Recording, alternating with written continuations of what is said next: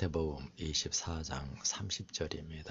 그때에, 이 그때가 어느 때인가, 참 하나님의 이 마지막 복음의 역사가 이제 다 끝나고, 그리고 하나님의 복음의 역사가 하나님의 크신 권능으로 일어나기 때문에 사단도 그에 맞게 자기 자신의 모든 권능을 자기 종들에게 주어서 엄청난 이적과 기사를 행하게 할 뿐만 아니라 하나님의 이 마지막 백성들, 하나님의 참된 그 복음을 받아들이고 전하는 사람들을 철저하게 막고 전혀 그 말씀을 전하지 못하도록 죽이고 큰 환난, 예수님께서 창세 이래로 없는, 그리고 그 후에도 없을 그러한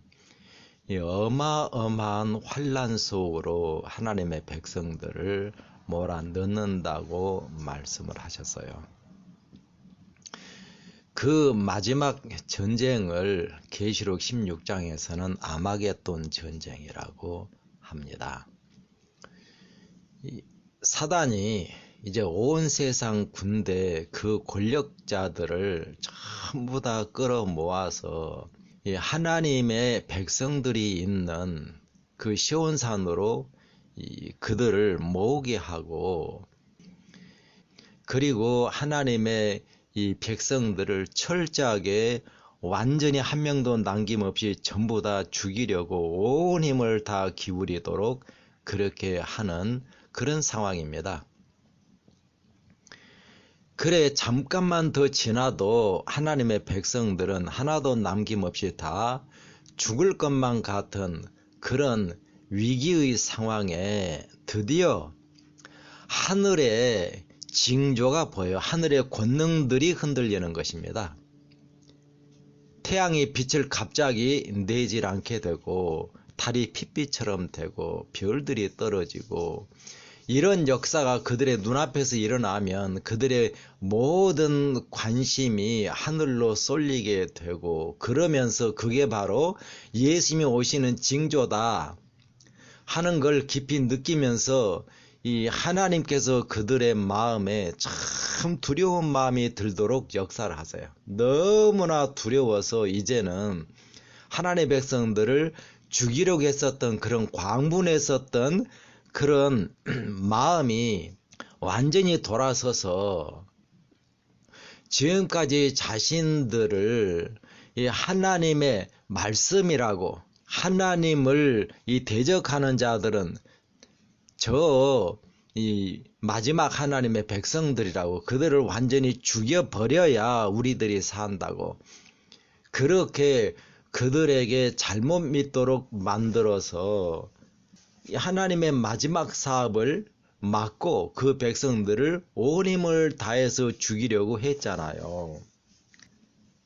그런데 이제 드디어 자기들이 하나님을 위해서 일한 것이 아니라 하나님을 대적하고 있었다, 하나님과 싸우고 있었다 하고 하는 것을 드디어 깨닫게 되는 겁니다. 그때에 그들이 자기들을 지금까지 하나님을 대적하도록 이끌었던 그 교회의 그 지도자들에게 분노하고 그들을 죽이려고 하는데, 문제는 너무 늦었다고 하는 것입니다. 바로 그때예요. 하나님의 백성들을 구원해야 될 것 아니겠습니까? 사단의 그 어마어마한 세력을 억제하시고 그들이 참 하나님의 백성들을 죽이지 못하게 막는 그런 역사가, 하늘의 징조가 생겨서 그렇게 되는 것입니다. 저절로 될 리가 없죠. 그렇게 될 때에 인자의 징조가 하늘에서 보이겠고, 그때에 땅의 모든 족속들이 통곡하며, 지금 이 상황은 예수님이 권능으로 오시는 그런 상황 아니에요. 바로 그 직전입니다. 하늘의 징조들이 보이고 하늘의 권능들이 흔들리면서 드디어 깨닫게 되는 겁니다.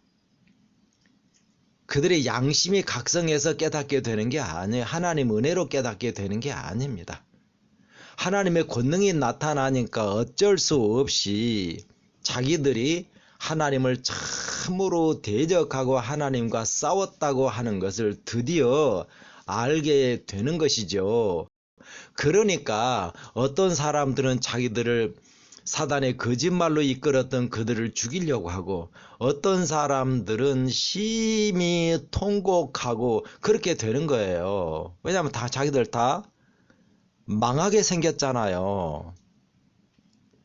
그런 상황에서 예수님께서 구름을 타고 능력과 큰 영광으로 오는 것을 보리라, 그렇게 말씀을 하십니다. 참, 여기 예수님께서 구름을 타고 오시는데 능력과 큰 영광으로 오신다고 하는 겁니다. 이 말씀만 올바로 인식을 한다고 하면 지금 우리들의 신앙이 잘못되었다고 하는 것을 확실하게 깨닫게 될 것입니다. 바로 그것을 깨우쳐 주기 위하여 이 말씀을 주시는 것이에요. 그런데 우리들은 예수님께서 큰 영광으로 오신다고 하는데도 불구하고 예수님이 재림할 때 영광으로 온다고 하는 거 모르는 사람 없어요. 다 알아요. 왜냐하면 여러 군데에서 예수님께서 영광으로 재림하겠다고 말씀을 하셨기 때문입니다. 마지막 때에 하나님을 믿는 사람들이 사단의 거짓말에 속지 않도록, 속은 사람들을 그 사단의 거짓말로부터 깨우쳐서 올바른 신앙으로 돌아오게 하기 위하여 단 한 사람도 알지 못하는 사람이 없도록 예수님께서 영광으로 오신다고 하는 말씀을 성경 여러 군데에서 말씀을 하셨다고 하는 겁니다. 영광 중에 온다는 말이 무슨 말인가? 우리는 예수님이 영광 중에 온다고 해도 지금처럼 은혜 가운데 우리를 구원해 줄 것이다, 그렇게 믿고 있어요. 그래서 영광 중에 온다는 말을 아무 깨달음 없이, 아무 관심 없이 그냥 지나가 버립니다. 자기들이 지금처럼 예수님을 믿으면 영광 중에 올 때에도 예수님께서 자기들을 구원해 줄 것이다, 그렇게 생각을 하는 거예요. 그러니까 은혜 가운데 역사하는 것과 영광 중에 오시는 것을 그냥 전혀 다를 것이 없는 똑같은 것으로 그렇게 생각을 해버린다고 하는 겁니다. 영광으로 오신다는 말씀을 올바로 확실하게 알아야 합니다. 예수님께서는 분명히 오실 것이고, 오실 때 은혜 가운데 오지 않고 영광으로 오신다고 성경 여러 군데에서 분명하게 말씀하고 있고, 그리고 마지막 때 지금 그리스도인들 가운데 예수님께서 영광 중에 온다는 것을 모르는 사람이 없어요. 그렇게 예수님께서 영광 중에 오시는 그 예수님을 맞이할 준비를 하도록 하기 위하여 영광 중에 오신다고 하는 걸 모르는 사람이 없도록까지 그렇게 확실하게 증거해 주셨는데도 불구하고 우리는 영광 중에 온다는 말을 아무 의미 없는 것으로 그렇게 만들어 버리고 그저 죄를 따라 똑같이 예수님을 믿기만 하면 그때도 구원을 받을 것이다, 그렇게 믿고 신앙을 하고 있습니다. 출애굽기 33장 20절을 봅니다. 하나님께서 이제 모세를 시내산으로 불러 올려서 하나님과 40일, 처음 40일, 그 다음에 두 번째 40일, 80일 동안을 이 모세가 하나님 안에서 살고 있었습니다. 하나님 앞에서 살고 있었어요. 거기에 하나님은 은혜 가운데 역사하시는 하나님의 영광 중에 임한 하나님 아닙니다. 그 은혜 가운데 역사하시는 그 하나님 앞에서 지내면서 하나님께 모세가 여호와 하나님이여 나에게 주의 영광을 보여주십시오 그래요. 그때 하나님께서 하나님의 영광을 보여줄 수가 없다 그럽니다. 그러면서 이렇게 말씀을 해요. 출애굽기 33장 20절입니다. 또 가라사대 네가 내 얼굴을 보지 못하리니 나를 보고 살 자가 없음이니라. 하나님께서 하나님의 얼굴을 모세조차도 보면 모세가 죽을 거라고 하는 겁니다. 그리고 하나님의 뒷모습만 보게 해 주시는데 그것도 모세를 바위 틈 사이에 두고 그 바위는 바로 예수님을 상징하는 거지요. 예수님의 은혜 가운데 두고 그리고 모세의 눈을 가려서 자기 얼굴을 보지 못하게 하고 모세를 지나간 다음에 뒷모습만 보게 해 주겠다. 그러면서 나를 본다고 하면 살 자가 없기 때문이다. 그렇게 말씀을 하셨습니다. 마태복음 28장 2절로 4절을 봅니다. 예수님께서 이제 십자가에 돌아가신 다음에 무덤에 묻힌 지 3일이 되는 그날 새벽이에요. 큰 지진이 나며 주의 천사 한 명이 내려온 거예요.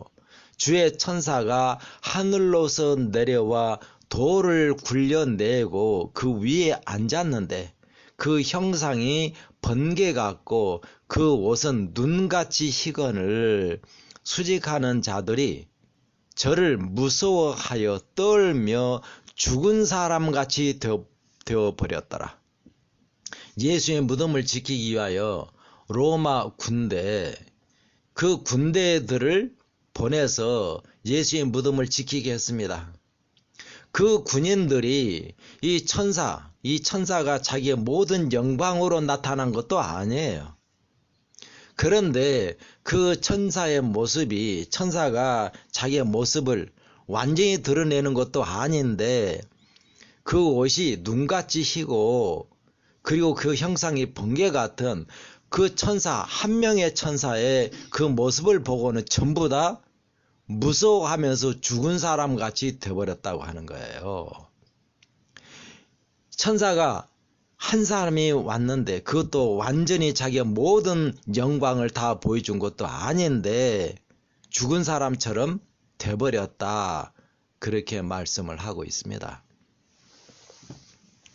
그들은 예수를 믿지도 않으니까 그런다고 혹시 생각할지 모르겠습니다.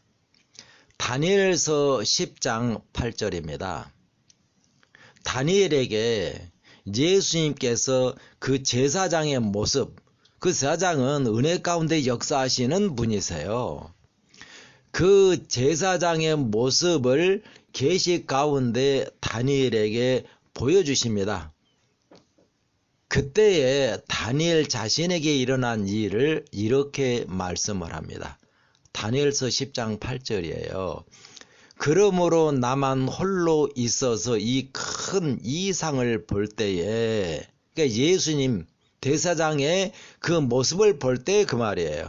은혜 가운데 그에게 나타나신 그 예수님의 영광 중에 임한 것도 아니에요. 은혜 가운데 임하신 그 대사장 예수님의 모습을 볼 때에 다니엘의 몸에 힘이 빠졌고 나의 아름다운 빛이 변하여 썩은 듯 하였고 나의 힘이 다 없어져 버렸어요.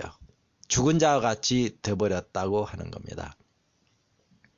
이때 다니엘은 참으로 하나님을 올바로 믿고 모든 걸 다 바쳐서 하나님의 뜻대로만 하나님을 섬긴 지 지금 거의 70년이 지난 후입니다.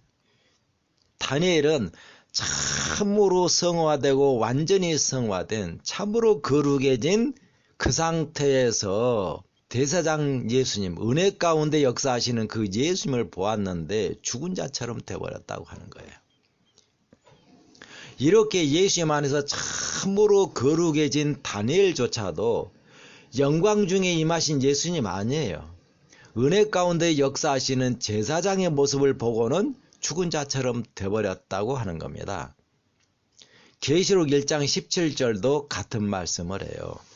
계시록 1장 11절부터 10절부터인가요? 거기에 7 등대 사이에서 이 역사하시는 대제사장 예수님을 계시 가운데 사도 요한이 봅니다. 이때 사도 요한은 나이가 많이 든 사람이에요.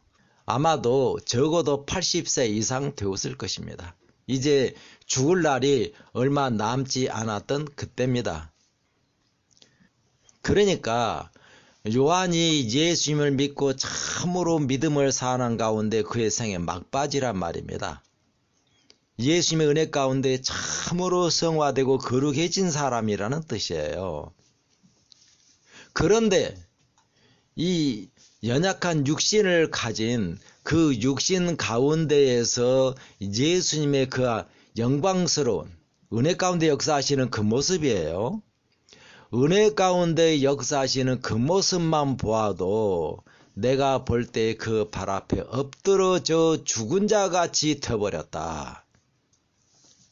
예수님 믿고 그렇게 성화된 사람도 은혜 가운데 역사하시는 대사장 예수님의 모습만 보아도 죽은 자처럼 되어버렸다고 하는 거예요. 그것도 한 사람만이 아니라 참으로 거룩해진 다니엘과 요한이 둘 다 그렇게 되었다고 하는 걸 우리한테 확실하게 보여주셨습니다.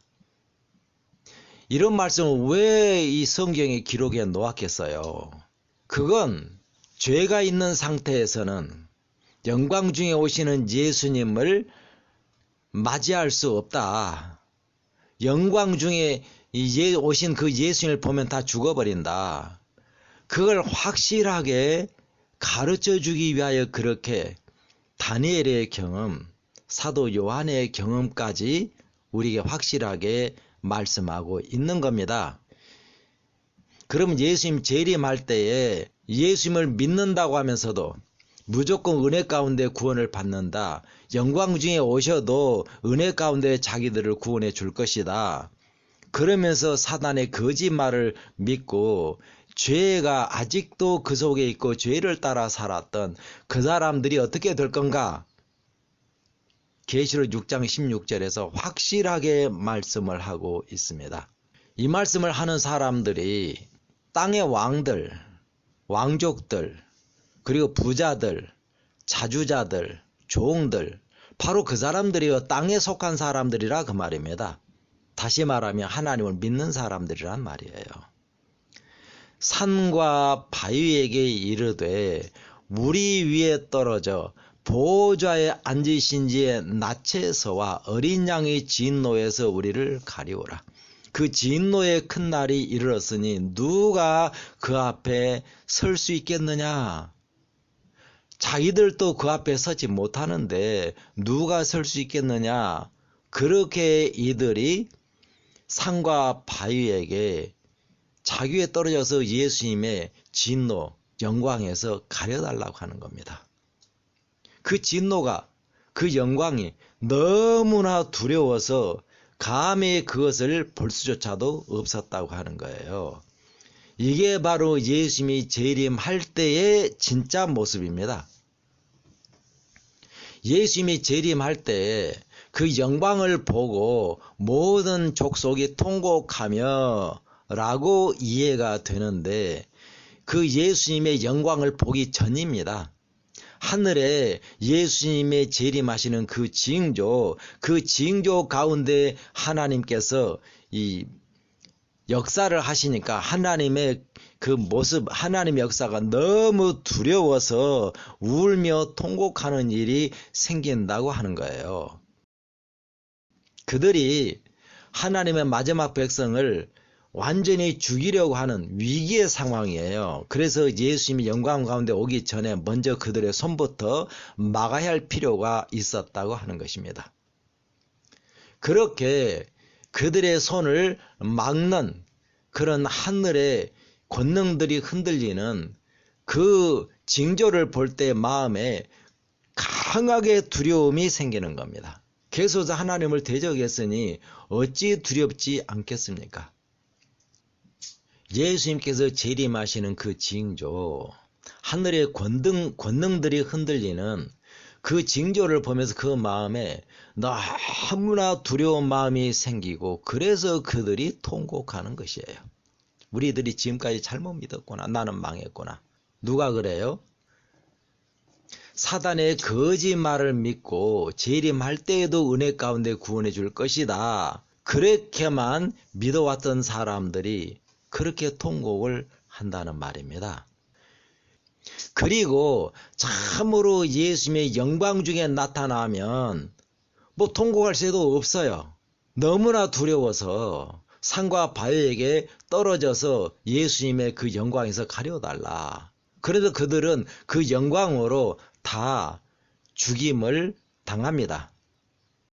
하나님의 그 얼굴을 보고 살 자도 없고 하나님을 보고 살 자가 없다고 했는데 진짜 하나님의 모든 영광으로 오시고 천사들의 모든 영광으로 오시고 아버지 하나님도 영광 가운데 임하신다고 말하고 있어요.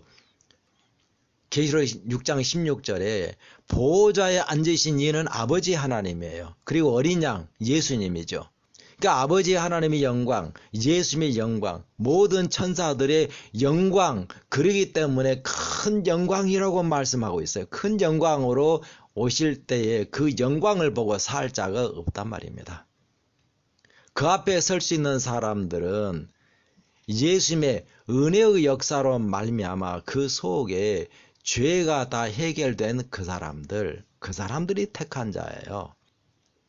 마지막 하나님의 복음의 역사로 그 일을 하실 때에 그 은혜를 굳게 붙들고 자기 자신을 그 복음을 따라 예수님께 온전히 헌신하고 바쳐서 예수님께서 은혜 가운데 그들 속에 역사에서 죄를 완전히 해결해 주고 하나님 영광 앞에 설 수 있는 사람으로 만들어 준 사람들, 오직 그 사람들만 그 어마어마한 하나님의 영광 그 앞에 설 수 있다고 하시는 것입니다. 예수님께서 영광 중에 오신다고 말씀을 하신 목적이 바로 이렇게 영광 앞에 서는 사람이 어떤 상태가 될 것인지 확실하게 깨닫기를 바라시고 영광 중에 오신다고 말씀을 하신 것입니다. 영광 앞에는 죄 흔적조차도 그 앞에 설 수 없다고 하는 것이에요. 영광 중에 오시는 그 예수님 올바로 깨닫고 참 우리 속에 죄 흔적조차도 없이 만들어주시는 예수님의 은혜의 역사를 간절히 사모하고 오직 믿음으로 그 은혜의 역사를 받아 영광 중에 오시는 그 예수님과 하나님의 보좌 앞에 넉넉히 설 수 있도록 만들어주시는 주님의 은혜가 충만하게 임하게 되기를 바랍니다.